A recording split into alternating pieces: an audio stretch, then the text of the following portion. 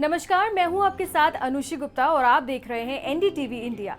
भारत में 19 अप्रैल को लोकसभा की 102 सीटों पर वोट डाले जाएंगे। इन चुनावों के लिए पूरा देश तैयार है। सभी को इंतजार है कि किसके हाथ इस बार देश की सत्ता आएगी। वोटिंग में कोई गड़बड़ी ना हो, इसके लिए पुख्ता इंतजाम किए जा रहे हैं। इस बीच वोटिंग के बाद उंगली पर लगाई जाने वाली स्याही की बोतलों की सप्लाई भी हो गई है। अब चुनावों में इस्तेमाल की जाने वाली स्याही के बारे में आप जान लीजिए, जिसको लेकर आपके मन में काफी सारे सवाल होंगे, जिसके जवाब आपको इस वीडियो में मिलेंगे।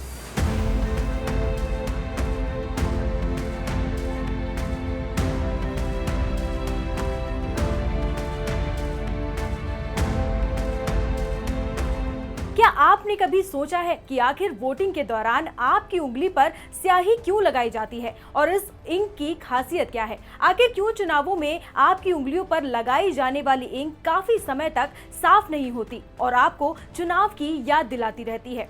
आपको बता दें कि चुनाव में धांधली रोकने के लिए चुनाव आयोग का भरोसा चुनाव के दौरान इस्तेमाल की जाने वाली इंक पर काफी हद तक है। दरअसल साल 1962 में एक अमिट स्याही के रूप में ऐसा टूल मिला जिसने चुनाव में होने वाली धांधलियों को काफी हद तक रोक दिया था और इसका इस्तेमाल साल दर साल होने वाले इलेक्शन में होता आ रहा है। वोटर्स यानी मतदाता को भी उंगली पर लगने वाली ये स्याही लंबे समय तक मतदान करने की याद दिलाती रहती है। क्या आप जानते हैं कि चुनाव में इस्तेमाल होने वाली स्याही से जुड़ी कई जानी अनजानी बातें ऐसी हैं जिन्हें लोग अभी तक नहीं जानते हैं, जैसे इसकी कीमत कितनी है और ये कहां से आती है, इसे बनाता कौन है, साथ ही ये कब से भारत में इस्तेमाल हो रही है। तमाम ऐसे सवाल हैं जो लोगों के जहन में होते हैं। भारत में हुए पहले आम चुनाव में मतदाताओं की उंगली में स्याही लगाने का कोई नियम ही नहीं था, पर उस वक्त चुनाव आयोग को किसी दूसरे की जगह वोट डालने और 2 या उसके ज्यादा बार वोटिंग करने आदि की शिकायतें मिली, जिसके बाद चुनाव धांधली रोकने के लिए आयोग में कई बातों पर सोचा गया और कुछ विकल्पों को लेकर उन पर चर्चा की गई, जिसके बाद ऐसी स्याही जो अमिट हो उसके रूप में ये समाधान मिला, जिसके बाद से इसका इस्तेमाल शुरू होकर आज तक जारी है। हालांकि फर्जी वोटिंग को लेकर शिकायतें और आरोप अब भी सामने आते रहते हैं। चुनावी स्याही के अंदर की केमिस्ट्री काफी दिलचस्प है। इसका मेन एलिमेंट सिल्वर नाइट्रेट है, जिसके पानी में 12 से 18% घोल बैंगनी रंग और बायोसाइड के साथ वोटर्स में स्किन इन्फेक्शन को रोकने के लिए उपयोग किया जाता है। क्योंकि सभी के लिए एक ही मार्कर रॉड का उपयोग किया जाता है, स्याही हमारी स्किन और नाखूनों पर प्राकृतिक नमक को छूती है तो सिल्वर नाइट्रेट सिल्वर क्लोराइड में बदल जाता है। इस प्रक्रिया में रंग बदलता है जो हमें डार्क ब्लू या फिर डार्क वायलेट कलर का दिखाई देता है। चुनावी स्याही बनाने वाली एकमात्र company Mysore paints and varnish limited ने बताया कि 26.55 लाख शीशियां सभी राज्यों और केंद्र शासित प्रदेशों में पहुंचा दी गई हैं। इनकी लागत 55 करोड़ रुपए है।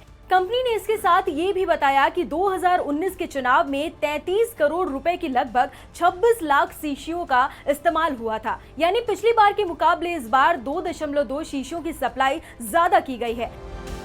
चुनाव आयोग के मुताबिक इस बार लोकसभा चुनाव में करीब 97 करोड़ वोटर्स हैं। सबसे ज्यादा 15.3 करोड़ वोटर्स उत्तर प्रदेश में हैं, जबकि उससे कम 57,500 वोटर्स लक्षद्वीप में हैं। उत्तर प्रदेश के बाद स्याही की सबसे ज्यादा 2.68 लाख शीशियां महाराष्ट्र में भेजी गई हैं। उसके बाद 2 लाख पश्चिम बंगाल, 1.93 लाख बिहार, 1.75 लाख तमिलनाडु, 1.52 लाख मध्य प्रदेश, 1.5 लाख तेलंगाना, 1.32 लाख कर्नाटक, 1.3 लाख राजस्थान, 1.16 लाख आंध्र प्रदेश और 1.13 लाख गुजरात में भेजी गई हैं।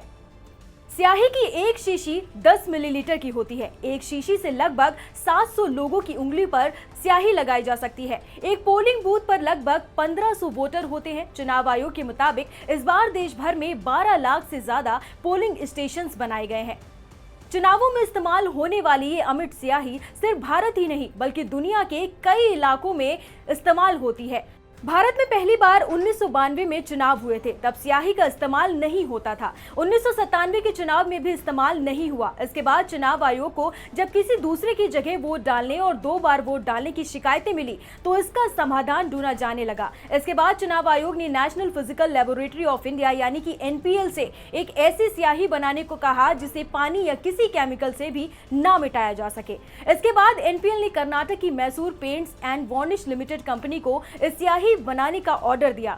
इस कंपनी को 1937 में मैसूर के महाराजा कृष्णराज वाडियार ने स्थापित किया था। आजादी के बाद इस कंपनी का कर्नाटक सरकार ने अधिग्रहण कर लिया। 1962 के चुनाव में पहली बार अमिट स्याही का इस्तेमाल किया गया था। इस वीडियो में फिलहाल इतना ही। बाकी देश की तमाम राजनीतिक खबरों के लिए आप देखते रहिए NDTV इंडिया। नमस्कार।